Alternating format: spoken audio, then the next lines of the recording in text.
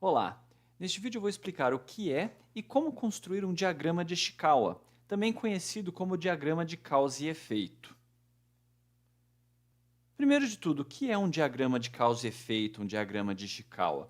É uma ferramenta utilizada para identificar as possíveis causas de um efeito, as causas de um problema.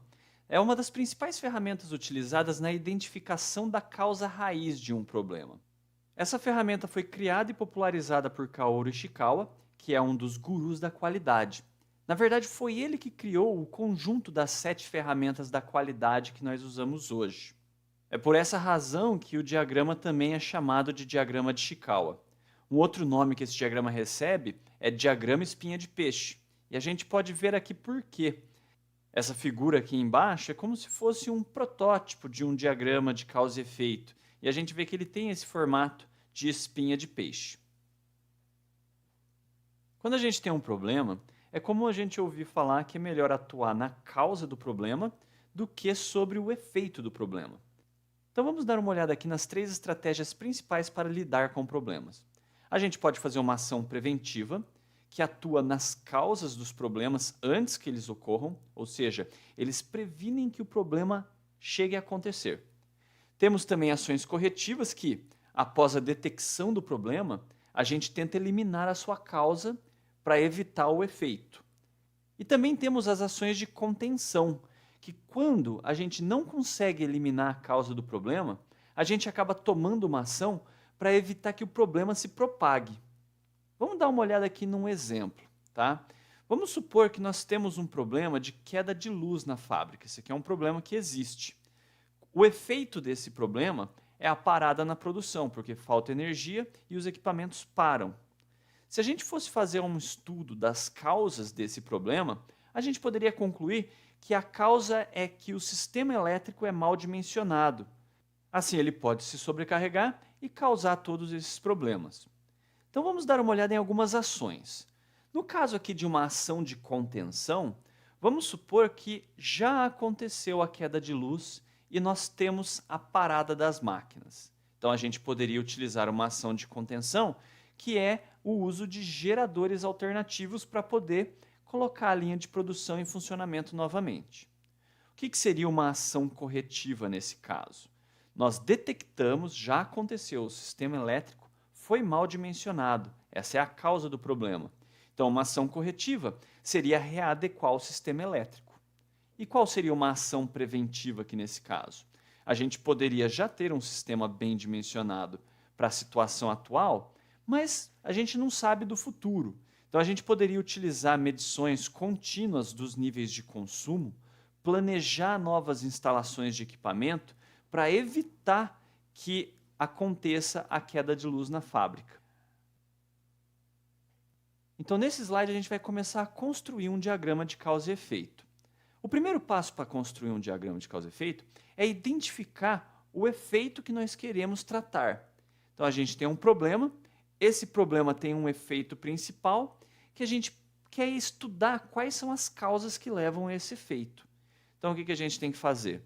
A gente precisa desenhar uma linha, vamos dar uma olhada aqui, uma linha principal, que seria a coluna da espinha de peixe, e na ponta a gente coloca este efeito que a gente quer estudar. Nesse vídeo eu vou utilizar o seguinte exemplo. Em uma confecção, o analista da qualidade tem observado muitos problemas na costura das laterais. Um problema frequente são costuras desalinhadas, o que acaba prejudicando a forma do produto final. Aqui nós vemos que há um problema na costura. E esse problema pode se manifestar de várias formas. A gente poderia ter costura solta, a gente poderia ter buraco na costura. Mas o erro que a gente está mais interessado aqui é a questão das costuras desalinhadas. Porque provavelmente o analista da qualidade ele começou a observar que é o problema que mais acontece. Então a gente pode colocar essa questão da costura desalinhada como o efeito que vai ser estudado. O passo seguinte é escolher quais vão ser as categorias que nós vamos utilizar para agrupar as causas. Essas categorias funcionam como áreas dos problemas que a gente poderia buscar causas. É uma fonte de inspiração para a gente não esquecer de tratar áreas importantes do processo. Além disso, a escolha de categorias é flexível. A gente pode escolher qualquer nome para as categorias, tá? Apesar de existirem algumas metodologias já bem estabelecidas, consolidadas, para nomear as categorias, não existe padrão, tá? A gente pode colocar o nome que a gente quiser. Uma das formas mais usadas para categorizar as causas é a abordagem conhecida como 6M.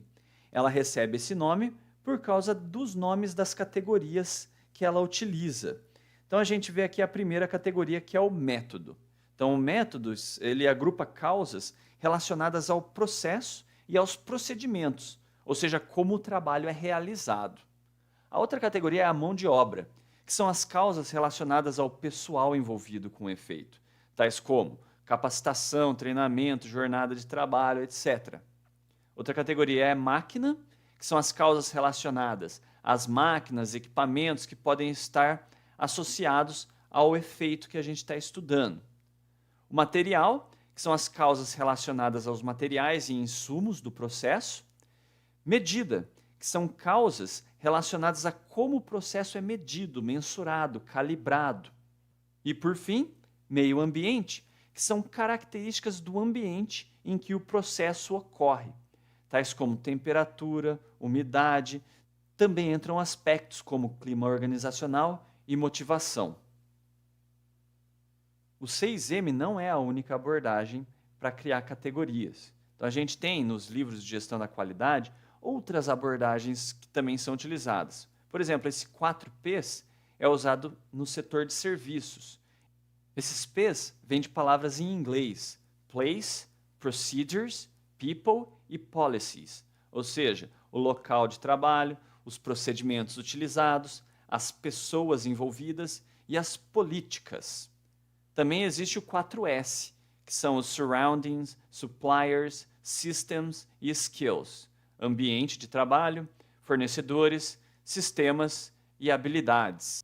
Uma outra forma de categorizar o diagrama de causa e efeito, que é menos comum, mas também pode ser utilizada, é categorizar pelas etapas do processo. Então vamos dar uma olhada aqui nesse exemplo, que seria o processamento de um pedido. Então a gente tem a etapa de recebimento do pedido, separação dos itens, embalagem, transporte e entrega. Então a gente poderia considerar cada uma dessas etapas como categorias para as quais a gente vai buscar causas de problemas. Agora que a gente já sabe o efeito e a gente já tem as categorias, a gente precisa identificar as causas potenciais que levam àquele efeito. Então a gente tem que começar a identificar as causas potenciais, associar elas às categorias. Para fazer isso, é interessante utilizar estratégias de brainstorming, trabalho em grupo. Então a gente pode reunir várias pessoas e começar a discutir todas as possíveis causas do problema. E aí a gente vai associando elas às categorias. Uma recomendação importante é não perder muito tempo decidindo a qual categoria uma causa pertence. Às vezes isso leva a discussões intermináveis sobre o que é o que, né? E esse tipo de discussão acaba fazendo a gente perder tempo e foco. Uma outra coisa interessante é que a gente pode criar subníveis das causas do problema. Então a gente pode dar uma olhada aqui, ó. O que seria um subnível? A gente tem o efeito, a categoria e nós temos uma causa. E às vezes a gente acha que alguma coisa leva a essa causa. Então a gente pode utilizar esse tipo de notação para indicar essa situação. Eu gostaria também de ressaltar que as causas que são identificadas aqui no diagrama de causa e efeito são apenas hipóteses, são causas potenciais do problema. A gente ainda não tem certeza absoluta se essas causas realmente têm relação com o efeito. São hipóteses, a gente acha que se eu eliminar ou reduzir essa causa, eu vou ter um impacto aqui no meu efeito que eu estou estudando.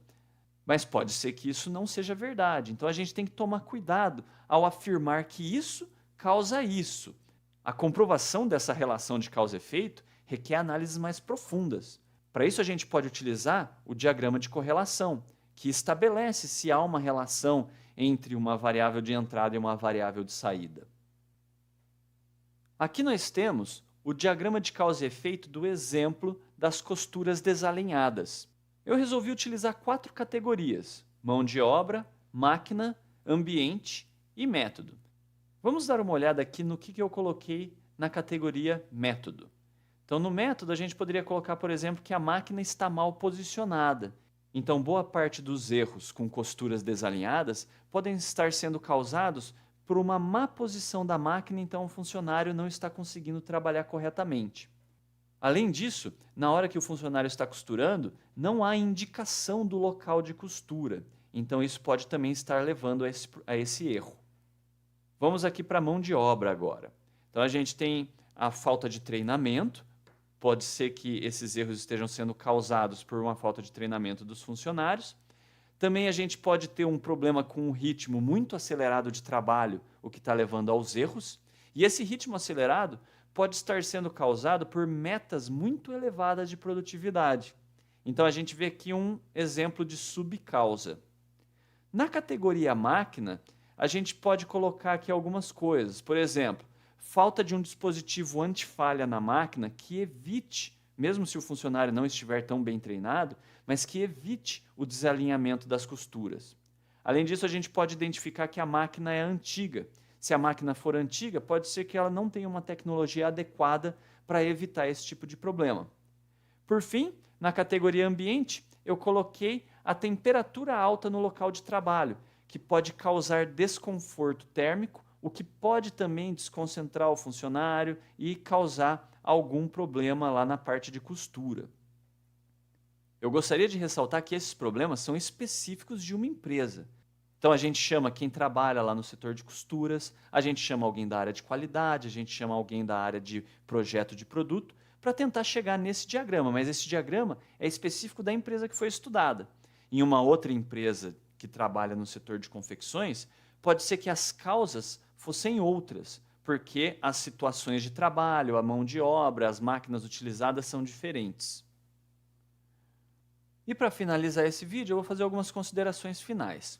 Às vezes, quando a gente tem um problema, pode ser que a gente identifique 2 ou 3 efeitos muito distintos, que fica difícil de trabalhar os 2 efeitos no mesmo diagrama. No nosso exemplo, a gente poderia falar assim, olha, tem problema na costura, mas o problema de costura desalinhada é muito diferente do problema quando a linha se rompe, causando buracos na peça final.